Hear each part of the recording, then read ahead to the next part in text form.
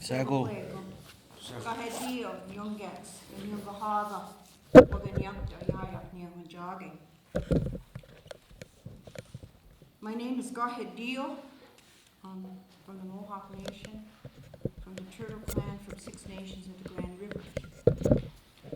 And I just want to begin by saying that I want to send out my thank yous, my nyawas, to the people that organized this gathering. And because I believe that the time is now. And that's all we have is now. To do what we need to do.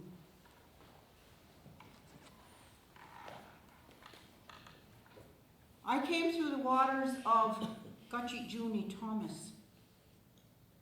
She came through the waters of Junie Thomas. And she came through the waters of Caroline Thomas. That's who I am.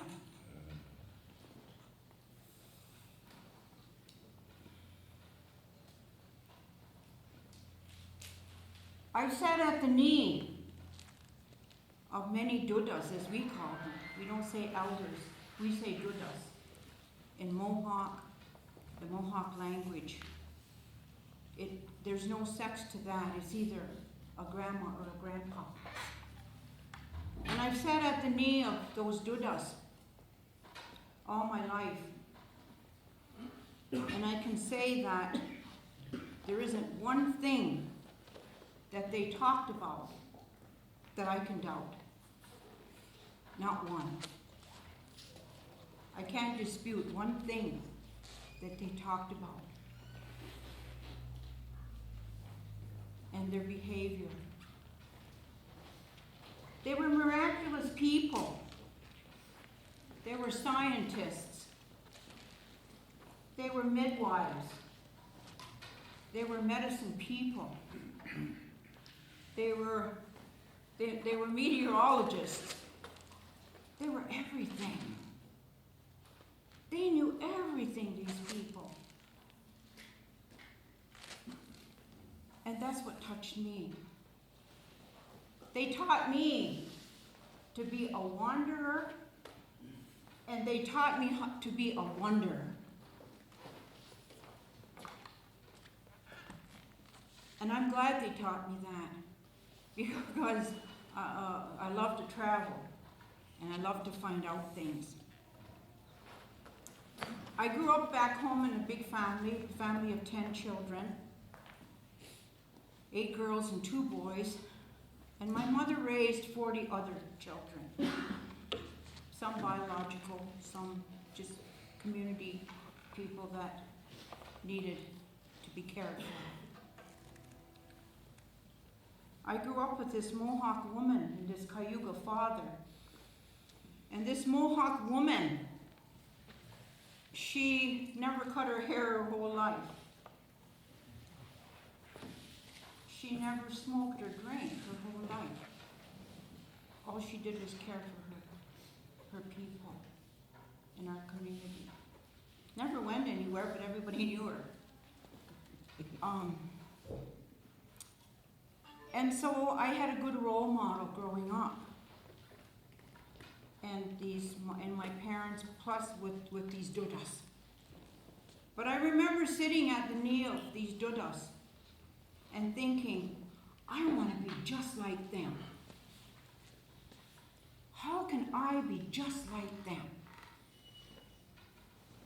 Because whatever they were doing, I had to do. They were planting the garden, that's what I had to do. They were churning butter, that's what I had to do. If they were picking medicine, that's what I had to do. I loved their behavior. I loved. But I had all these things in my head, and I wondered about them a lot over the years. Because I'm going to tell you something. These old dudas never gave you the answer, they gave you the question. They gave you the question. And you had to go out search for the answer, because that's how we learn. I believe today we don't search enough. Our young people. Everything's at our fingertips. I grew up in a family that lived off the land, and I still live off the land. We lived off the land. We had a lot of, I always had food, always had medicine.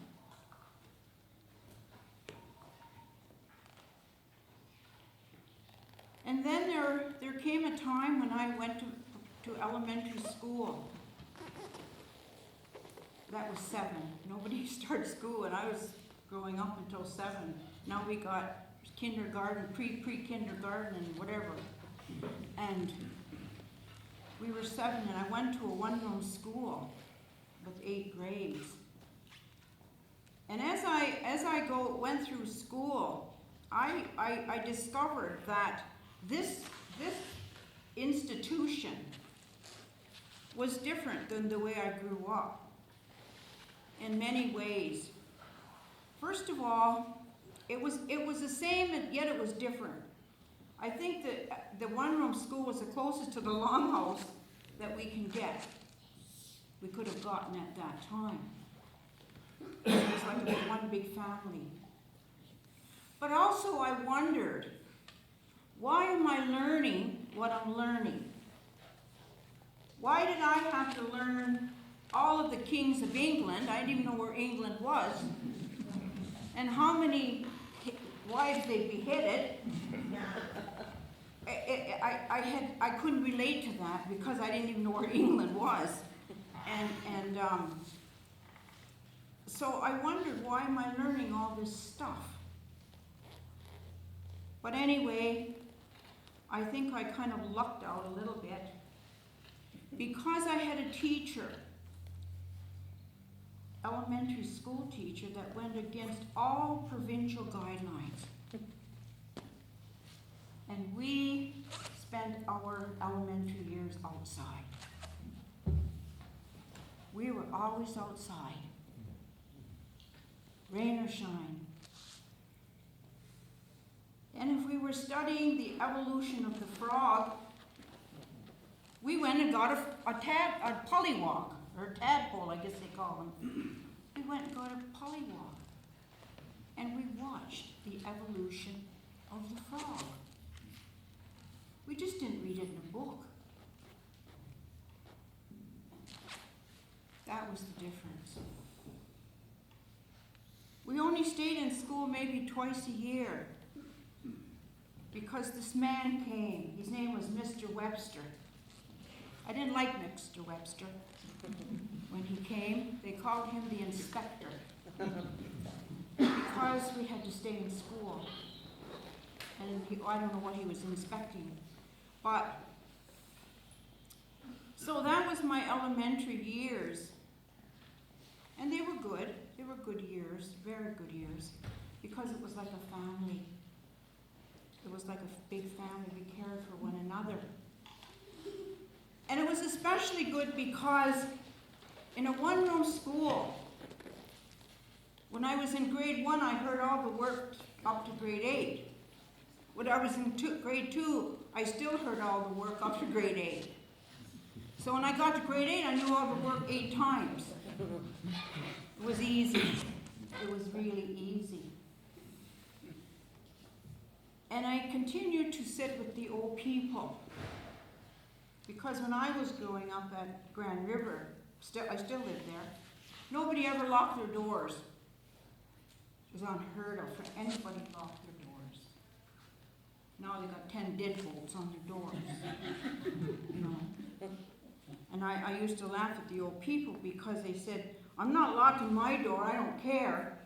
They said, because if they break in, then I just got to fix my door. So they didn't lock their doors and still don't today. But I became very aware of language. And I have to say, today, my battle cry is language. I heard my mom and dad, they were both fluent Mohawk speakers. And my grandma and my aunties, but my father wouldn't teach us. He was a product of residential schools from age 4 to 16. And he refused to teach us the language. But I heard it all my life. And so the old people would say, your culture is in your language. Your culture is in your language. But I didn't understand that. And I thought, I got to find out what that is. My mother would always say to me, oh, go ahead, Dio, you're so nosy. That's what she'd say to me. And I like to say inquisitive, it sounds better. But yeah, I'm very inquisitive. And so a few years ago, I decided to go back into language immersion.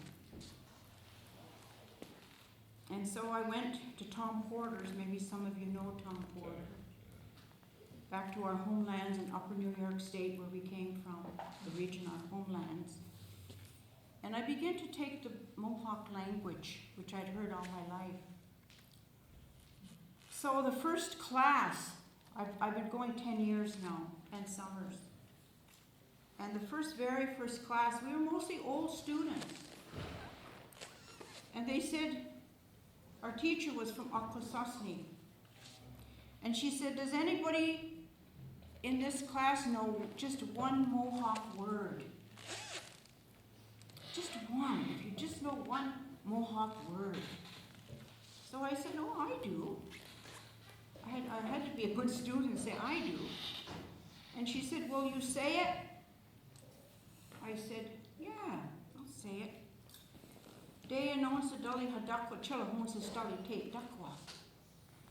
And she went, oh my goodness.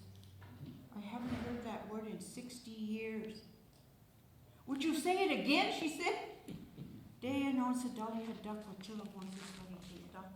didn't know any Mohawk. She said, oh, it's so good to hear that. It's the longest word in Mohawk, eh, Auntie? Yeah, out there.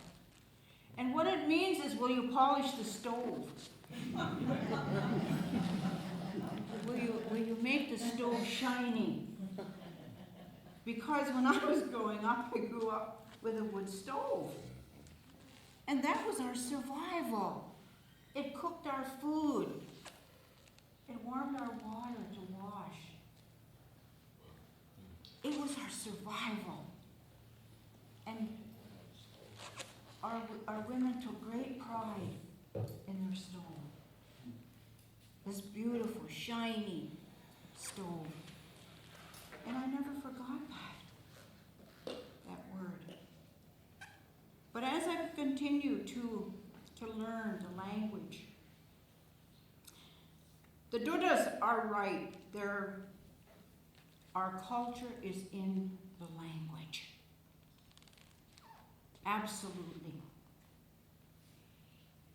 And my friend here, who I've known for years, he says, we don't have any past, present, and future.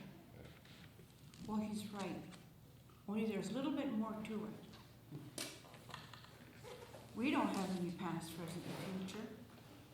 In the Mohawk language, no such a thing as past, present, and future. We have now, now, and now. So that first now, uksa, the word is uksa. It sort of means come and see. Something happened over here. Something transpired.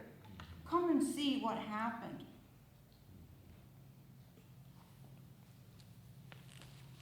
Nuwa.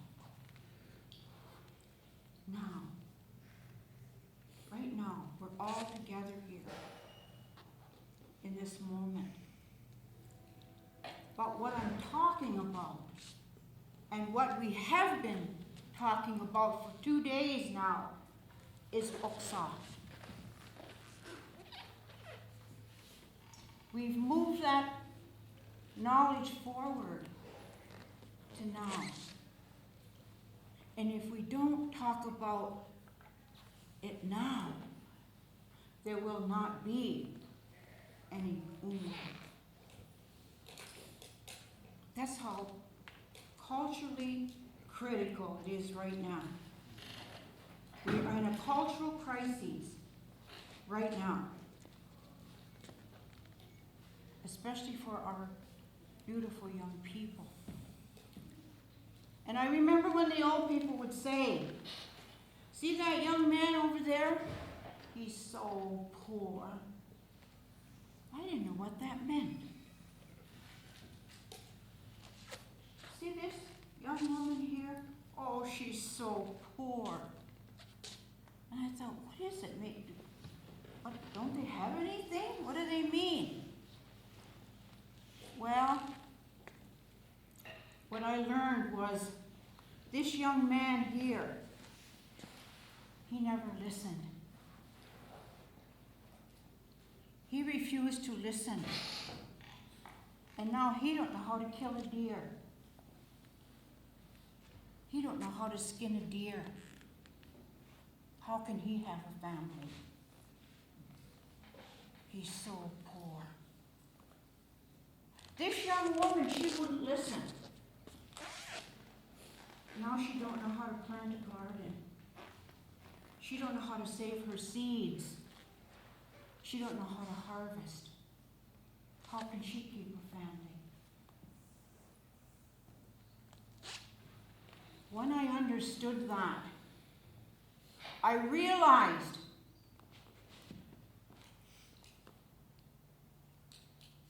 that our economy, that an indigenous economy, was never based on money. Never. In fact, we don't even have a word in the Mohawk language for money. There is no word. They made one up today. It's called wisto. Wisto, they say wisto. But it doesn't really mean money. It means anything that jingles. Could be some pop covers or whatever. I don't know. And so our economic society was, the wealth of our economic society is indigenous knowledge. It's indigenous knowledge. And that's how we have survived since the beginning of time. We've survived genocide because we know the language. That's how important it is. And we will continue to survive. We almost lost our language at home. Thanks to Deahani, he's a fluent Mohawk speaker, teaching us again, teaching the young people. We almost. And we have 6 languages out of 6 nations. We don't just have one. We have 6 and more languages.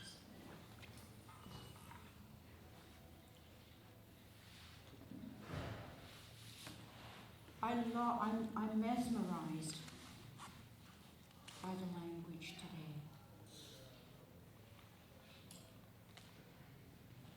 And now I understand that I'm learning the language. Why our elders, our dudas, were so kind. They were so generous. They were so helpful. There's a word that I've heard ever since I can ever remember. And the word is ganalunkwa. Ganalunkwa. Heard that all the time. Somebody would get hurt. Oh, ganalunkwa. Oh. somebody just gave birth to a baby. Oh, Gunalumpa. And I thought, well, what does that word really mean? So I associated that word with what love must mean. Because then I start hearing this word love, but I really didn't know what love meant. I still don't. Because people today tell you they love you, and next day they beat you up. What does that mean? And so, when I went to take the language course at Tom's, one evening he said, well, students, he said, if you want to meet tonight, I'm going to tell you what Gunalumpa means. I was so excited. Finally, I'm going to learn what Gunalumpa means. And he said, this word, Gunalumpa, he said, what that word really means, he said, is that your needs become as great as my own.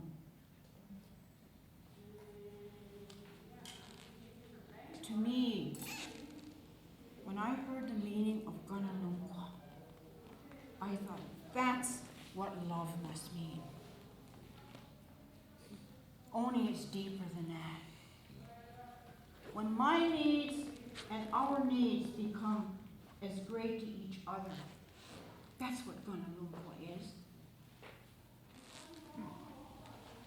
That's the depth of caring and sharing. That is the depth of looking after one another. We still have Gunalumpa. We haven't lost anything. Somebody said to me recently, they said, it was a non-native person, he said, well, go ahead, deal. He said, you people haven't had a new invention since the canoe. I said, well, you know what? I'm going to tell you something. We haven't needed an invention since the canoe. We have everything. So when we invented the canoe, we just wanted to get there a little faster. That's all. We don't need anything. We have everything we need.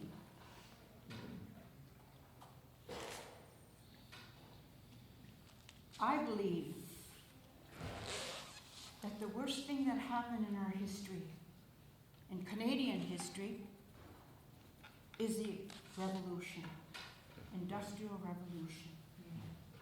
The very worst thing that happened to us. I don't know if any of you agree or not, that's what I believe. It has been almost our demise. Almost our demise.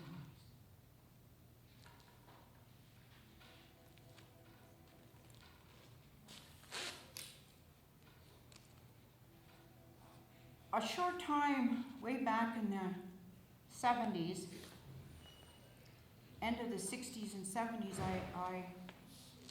I lived in Michigan for a bit. And it was just during the time that the ecumenical movement began. And I lived in the same community as Bob Thomas. He became a really dear friend of mine. And he would go away every summer. He'd say, I gotta go away now, I'm gonna go away for the summer. I couldn't hardly wait till he got back to tell me what happened. What was happening at this movement. And I got to thinking, so to me, the ecumenical movement was when we finally validated and realized something's amiss here. Something's really wrong in what's going on in our culture today. And this is a chance to look at the whole picture of what's happening. And it was just at the time as well, in I think it was 71, 72, where there was an amendment to the Elementary and Secondary School Act in the United States to involve Indian education in the schools. So I became involved in that for 10 years. And I could see where things started to change a bit. And I was really, really excited and grateful for that. Very excited. Because I remember coming back home. I came home every summer and holidays, and I remember coming home and I said, Dad, I said, I'm going to go back to work now. My youngest daughter, she was in school, and he said, well, what are you going to do? He said, if you go back to work. I said, well, I've just been hired to run an Indian education program for the state. He said, go ahead, deal. How are you going to do that? He said, are you going to make strawberry jam? And I thought about that. I thought about that a lot. Yeah, how was I going to do that? Because Indian education is a way of life. It's a way of life. It isn't something you read out of a book or something you decide to do. It's a way of life. So I thought, well, what are we going to do? And so we began. We began to do it. We began to make our game, Snow Snake. I ran a summer and winter survival camp for 10 years with our young people. They knew how to skin a porcupine. They knew everything about those animals. They knew everything, all about the water. And it was fantastic. It was just so good. And they're still doing it today. I'm not there anymore, but they went on to continue. And then I came back home to the reserve and started in. And it was just at the time I realized how I was suffering from the intergenerational abuse of residential schools. My dad. He had this big family of 10 children. And I realized he's never hugged me, my dad. He's never hugged me. But I knew he loved us. I knew because he cared for us. But I thought, I'm going to find out why my dad doesn't hug us. And my mother. Two magnificent people. And I realized it was residential school behavior. Well, nobody hugged my dad in residential. He lost his mother when he was 4, so he went to residential school, the Mohawk Institute in Brantford, and nobody hugged him. He had no idea how to hug people, as the other kids didn't either. And I thought, how sad. So I said to my dad one day, I said, Dad, I'm going to hug you. He said, what? I'm going to hug you. Because I had to teach myself how to hug. I had to teach myself how to hug my children. It was hard. Hard. But I made myself do it. And I'm a hugger now, watch out. And I said, Dad, I'm going to hug you. Oh, he was like a board, eh? And then all of my family started to hug him. He got so in his late years that he loved to hug too. And so there's a lot of relearning we have to do. And there's a lot of reclaiming we have to do. And there's a lot of reclaiming we have to do. reclamation we're in right now. It's not an occupation. We're not occupying our land. We're reclaiming our land. We're reclaiming our language. We're reclaiming who we are as Indigenous people, as Ongwe people, and the Anishinaabe people, or whatever.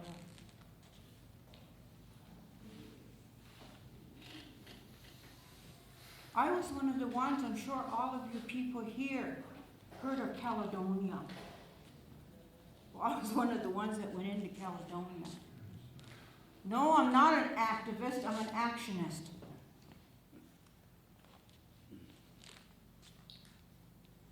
And what I speak, the old people said, you speak orature, not literature.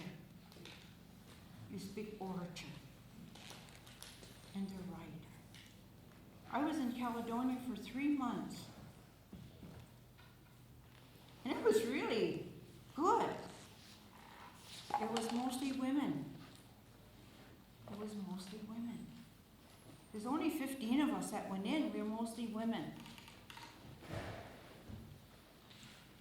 We were victorious the first week and a half.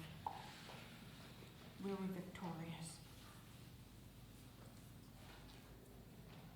But things got a little bit out of order. And that's when I came out. And I want to tell you why they got out of order. They got out of order because we didn't have enough strong leaders. We didn't have enough strong women to say, no, you're not going to dig up the road. No, you're not going to put gravel across the road. No, you're not going to take down the hydro towers. We didn't have enough strong women. We didn't have enough strong clan mothers. And we're a matriarchal society. It's the women that choose the leadership. It's the women. 14 years ago,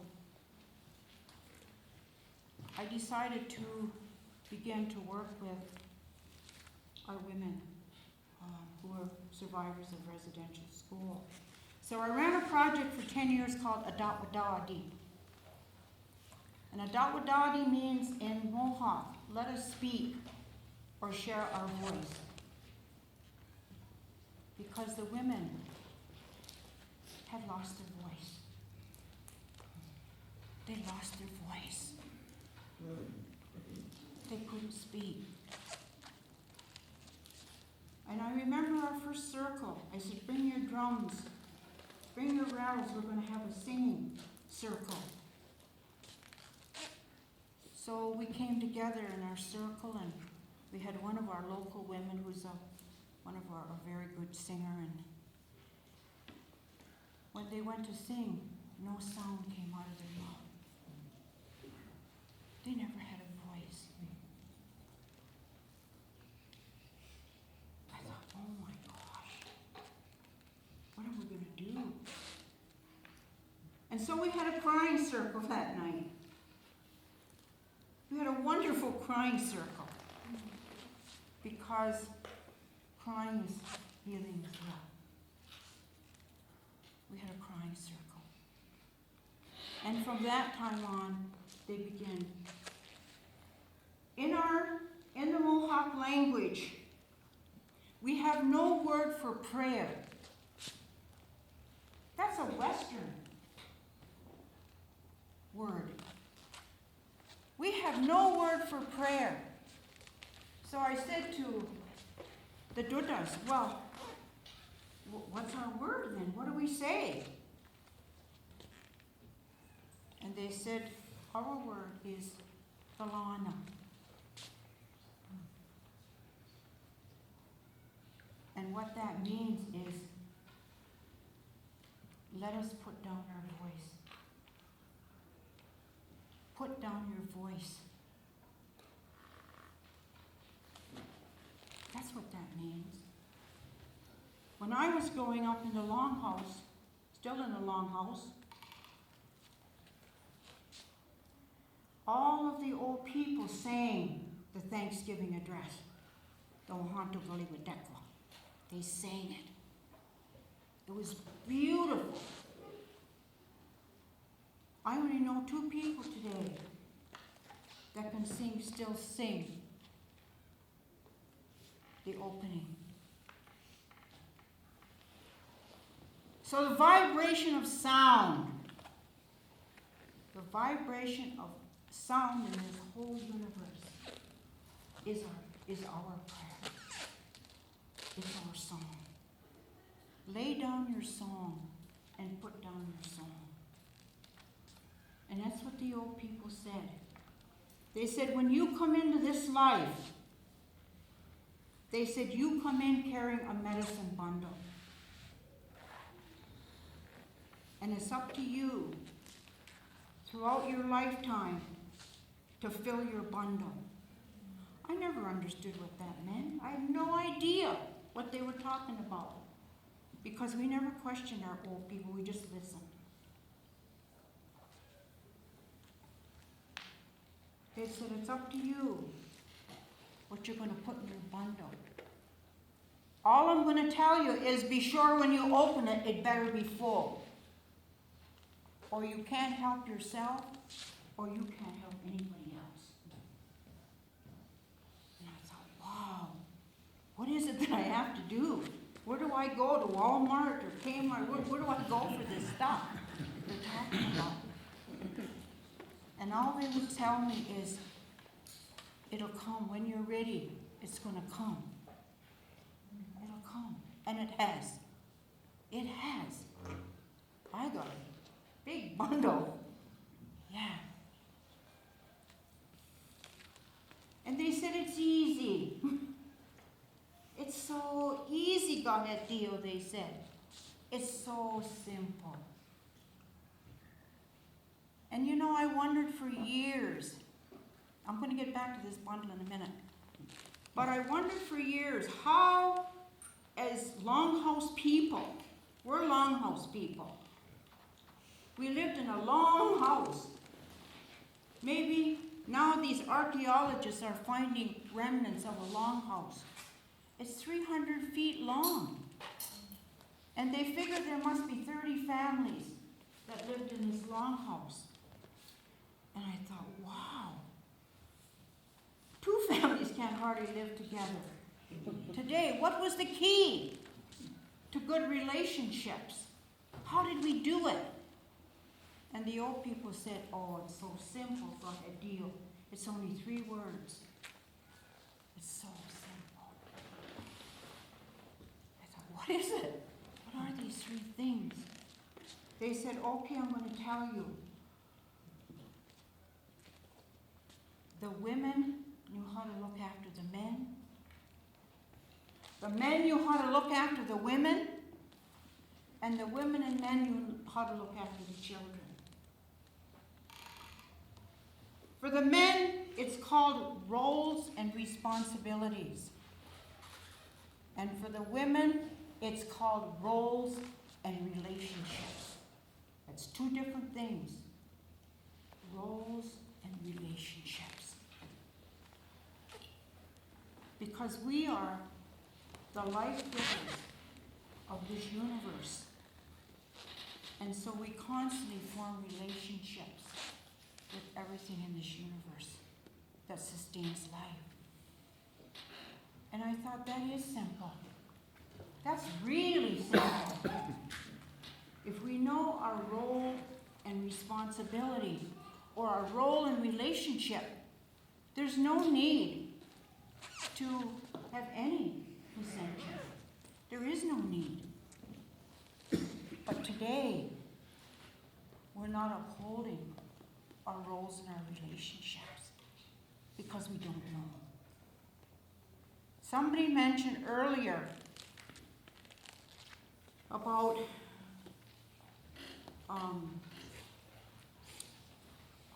puberty rights. Puberty rights. The rights of puberty. In our community, we had moon lodges. I brought back the moon lodge with our women that we haven't had in 150 years. We created our moon lodge again.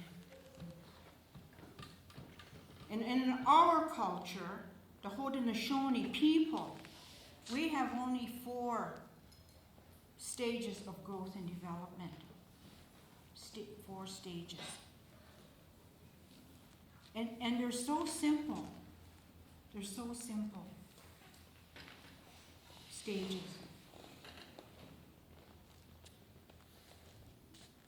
But let me get back to this medicine one, because I think this is really, really important, and I think it's a beginning point of what we can get back to today if we want to rebuild and reclaim who we are as Indigenous nations.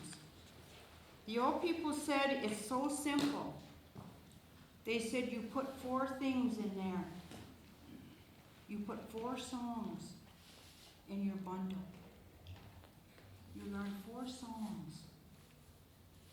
Maybe a birthing song, maybe a traveling song, maybe a grieving song. And you put a seed song for the seeds. We have seed songs when we plant. They said learn 4 songs and put them in your bundle. Because you never know when people are going to call upon you to sing. Always be ready, they said. Always be prepared. And they said put 4 dances in your bundle. Put 4 dances in your bundle. Be ready when people call upon you. Be ready when it's time to do those ceremonies.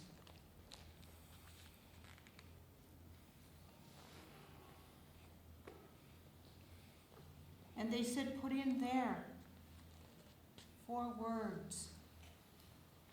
4 words to say to someone, to uplift their spirit.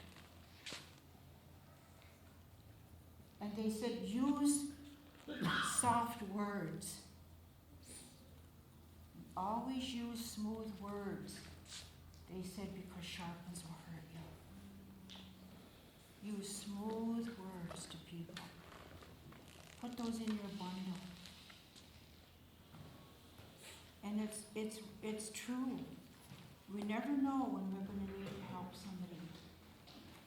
And we should never say, I didn't know the right words to say. I wanted to say it, but I didn't know the right words. Just pull them out of your bundle. Pull them out. And they said go on and on and on and put some seeds in your bundle. Always have seeds, carry seeds. You never know, we need food. Or you never know when you need to give them to somebody else. And by the way, corn, oneste, our staple food, is the only, it is the only plant that it needs the human being to propagate it. That's how close the relationship is with our sustenance, our life. We can't do without each other. We have such a big role in our life. In our culture, we have no religion. There is no religion in our culture. There's a way of life. There's a way of life. And we never referred to it as a religion. Still don't today.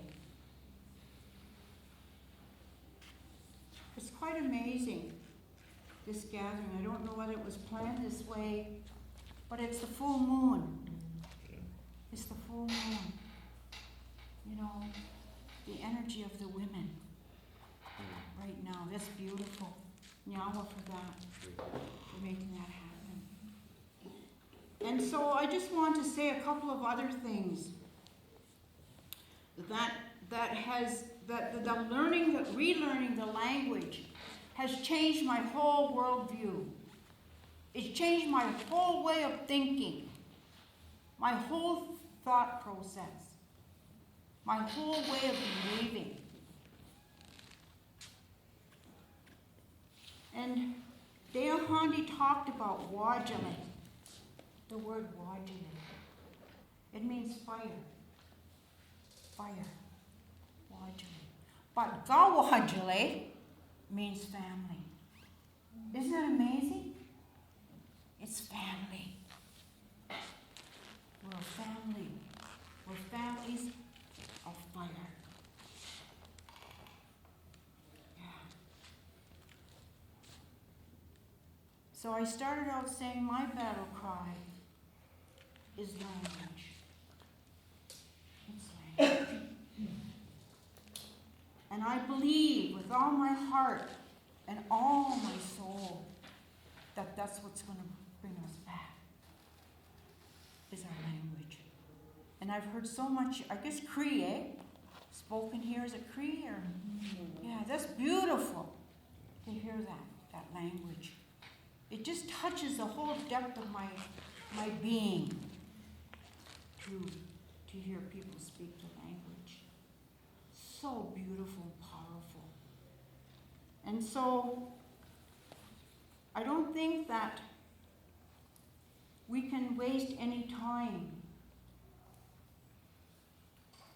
I don't think we have any time to waste right now, because we are at a critical crossroad in our survival as Indigenous people, especially for the young people.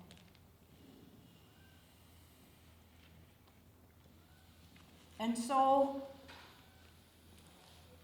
I don't know what retire means. I don't know what that means. I probably will never know what that means. Because our old people, they never retired. They just kept going. Old Ernie Benedict, maybe some of you know old Ernie from Akwesasne. He was in his 90s, still out there working.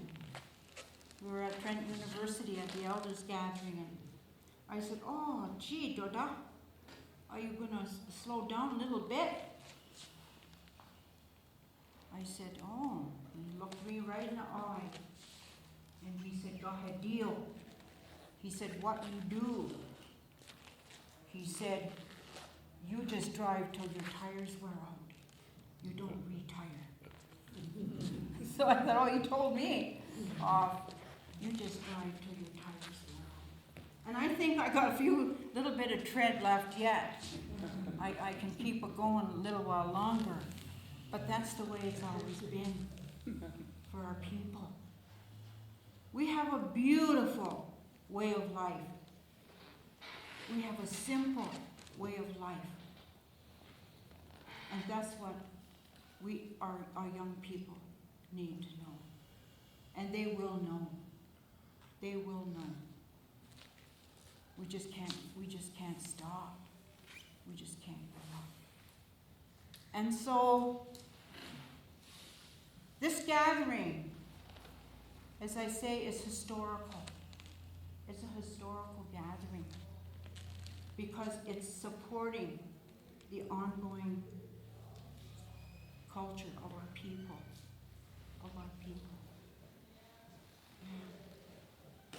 You know, I can get pretty political, but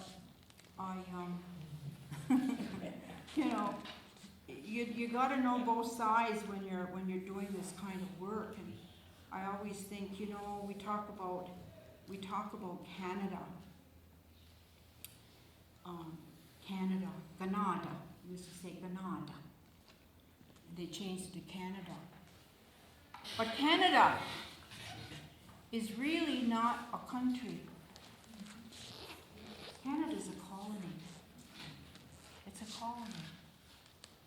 Because you can't be a country unless you have land. And Canada has no land. It's all Indigenous land. they're a colony. Yeah. And so these are the kinds of historical things we need to know. We need to know. And we need to be one step ahead to understand all of this. I don't know how many here have what they call a Canadian birth certificate. And everybody probably, eh? No? But if you look in the real small writing on your Canadian birth certificate, it's in really small blue writing. At the very bottom, it says, all we are is a banknote. You look. Down. It says we're a banknote. You gotta learn to understand these things so we have the answers. We gotta have the answers.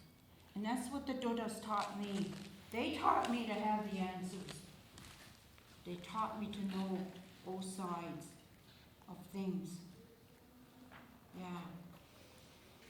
And so I feel very honored to be here, sitting with all of you Dodas. And I feel very honored and humbled to be just a small part of these young people. Whatever I can do at my age, I will do. I will continue to do. My doors are always open. I'm still running a project, yet I'm still working. But whatever I can do,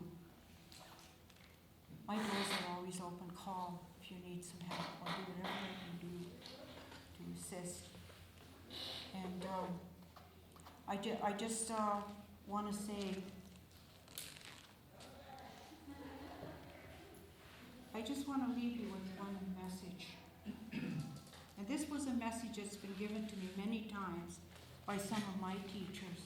The late Thomas Benyanka, maybe you knew Thomas, is a real dear friend of mine. And I walked with Thomas for many years. And he called me just about 3 weeks before he passed on, and he said, got a deal. I called to tell you, he said, I'm not going to make it, but I would like for you to take a message out to the women. He said, tell the women, tell the Indigenous women to stand up and take their rightful place again as life givers and as a matriarchal society. Tell them. And when I sat with Chief Spence in Ottawa, when she was on her hunger strike, she said, go ahead, deal. She said, we think we're strong.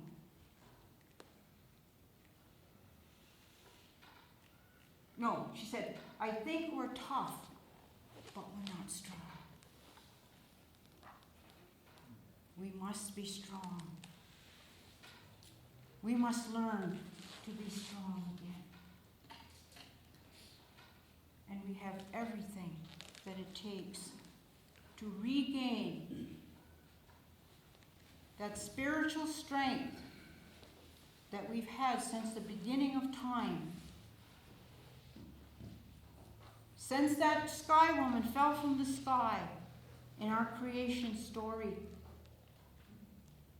in the upper world, and she brought us down to this physical world. Sogoyan Diso, we don't say God. Sogoyan Diso, the Creator gave us everything we need to sustain ourselves. Everything. Donato.